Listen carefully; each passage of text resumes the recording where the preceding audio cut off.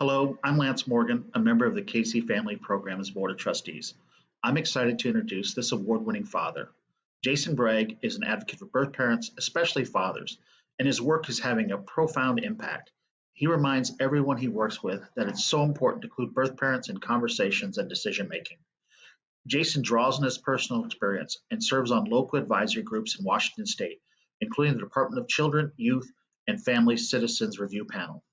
Through his work, he gives parents the assurance and hope they need to remain involved so they can get their children back. Let's watch his story. One of the things I gained from going through the child welfare system is, yeah, I'm a parent and I have rights, but I also came to realize that it's my privilege to parent my son. I am blessed with the ability to be his father.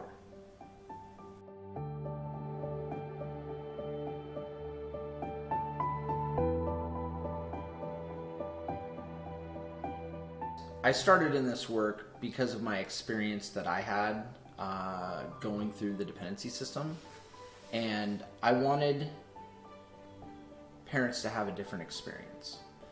Being able to, sit down and talk with a parent and say, hey, I've been here too. Not only have I been here, but I found a way out. Follow me. I'm going to walk shoulder to shoulder with you through this process.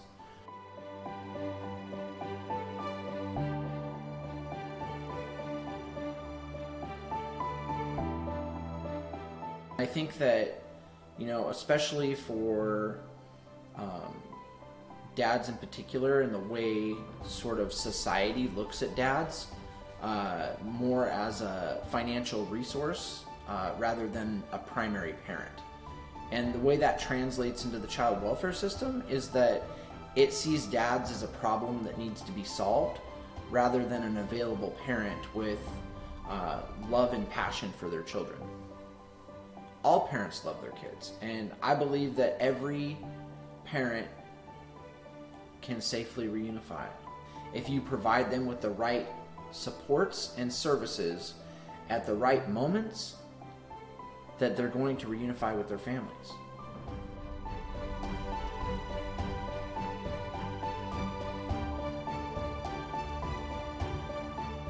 People change and families reunite. That means that there's hope. There's hope. As long as there's breath in any addict, there's hope for them to change. Hope is our most valuable resource. It's indispensable. You can hand it out to anyone, and it's free. It doesn't cost anything to give someone hope.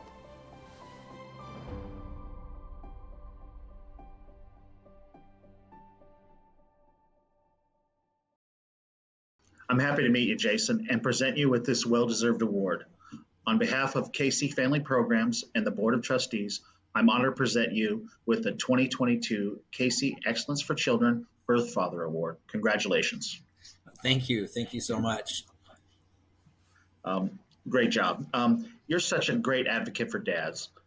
What do you want them to understand as they face their own challenges? How do you help them?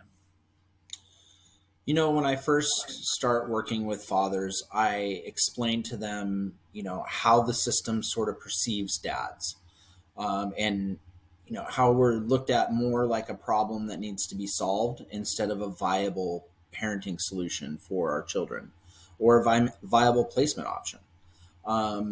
Helping dads to reframe how they're saying things, and also helping them with little disclaimers like, sometimes my passion is mistaken for anger, and really I'm just caught up in a system that I don't understand, and that doesn't understand me and my needs, and so sometimes that comes across like I'm angry when really I'm just scared and full of fear on knowing what my next indicated step is, and so helping dads formulate that kind of wording really helps them get a better understanding of the system.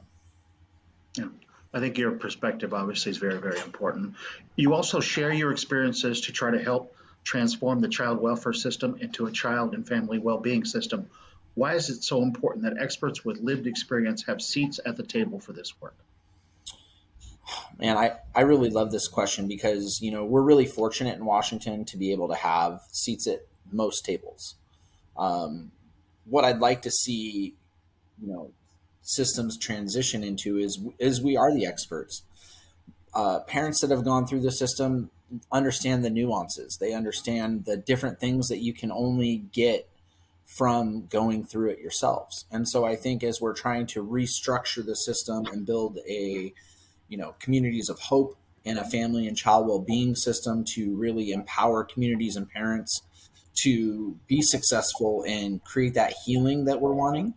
I think it's important that we start having the experts set the table and design the meetings and really lay the blueprints for how we're going to change the system. June is National Reunification Month. What support or change would make a real difference to families who are trying to reunify? I think about when I think about what we could do to change the system to support families in reunifying. I think we need to change the way we fund things. So much of the dollars are focused on foster care and foster placements and providing those resources to out of home caregivers.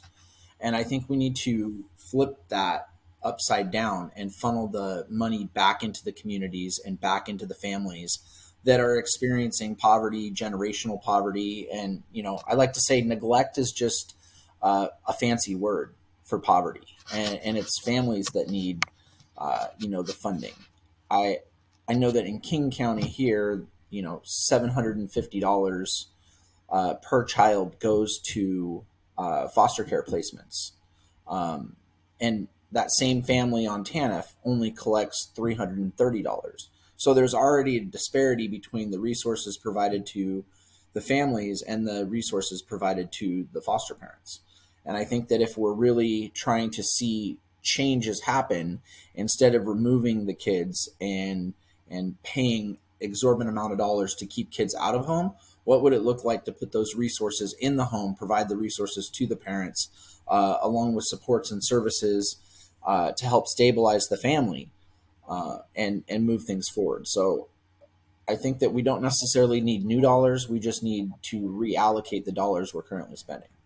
Yeah, I think your economic insight is very, very valuable there. I want to thank you for this conversation and congratulations again.